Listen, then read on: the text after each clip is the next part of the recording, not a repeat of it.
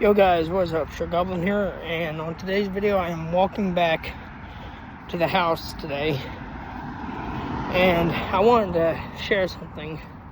So recently I've been watching some of my old videos for the past 5 years, and I gotta say, I've done a lot, and I'm glad you guys have been there with me. I remember when I had my first subscriber. That was pretty amazing, and it was the start of an amazing video channel, and it's led to some amazing stuff. But one of the most amazing moments for me was when I caught my first ever stingray at Alligator Bay, I think it was. It was something alligator. It had the alligator name in it. And that first time, I'm not sure if you guys have seen that video or not, but if you haven't, go back and take a look at it. It's the one that I did about maybe a year or two ago. I think it was at least 2 years ago, if I remember correctly. Anyway, I had no clue how to unhook the stingray. Its barb was stuck in its tail. And, well, its barb was stuck in the netting, was stuck in the net. And I couldn't risk getting stung.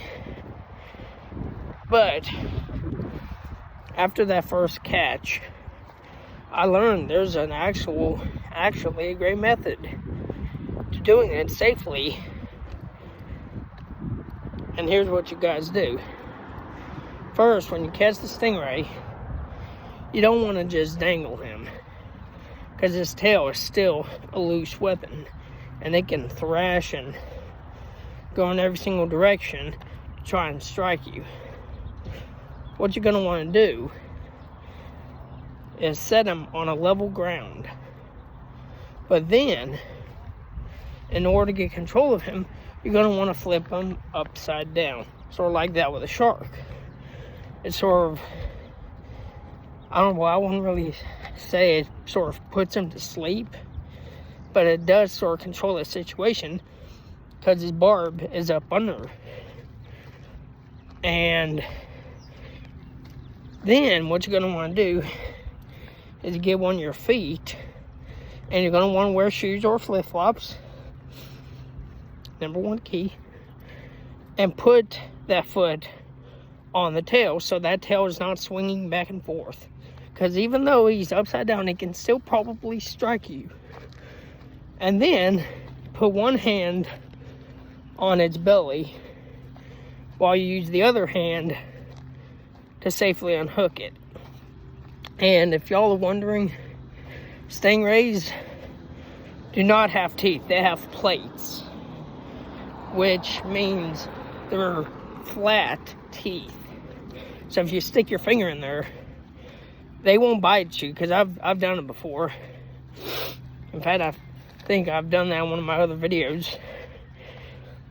And then once you unhook it, you take your hand off its body, you step back and take your foot off its tail, you scoop it up with whatever item you have with you, which you hopefully, if you're smart enough and you've been fishing, you know to always bring yourself a net to catch the fish. You scoop it up with the net, and then you dump it into the ocean. That way you nor the stingray gets injured. Both of you live, and stingray's back in its water, in its habitat, and you're still alive and enjoying your fishing for the day. And you have a great story to tell afterwards. By the way, look at all this.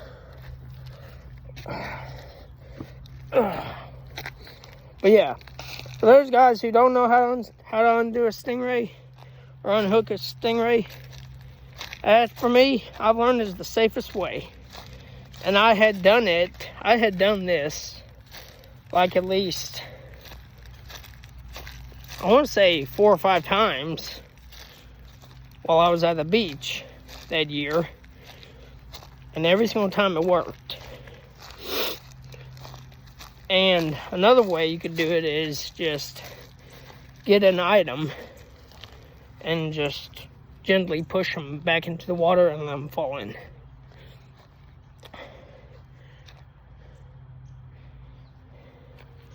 It looks like a birch. Looks like birchwood, but it's not. It's oak or pine. Well, it's not pine. It's oak of some kind. So, but yeah, anyway, without further ado, I'll see you guys in the next video. I just thought I'd give you guys that little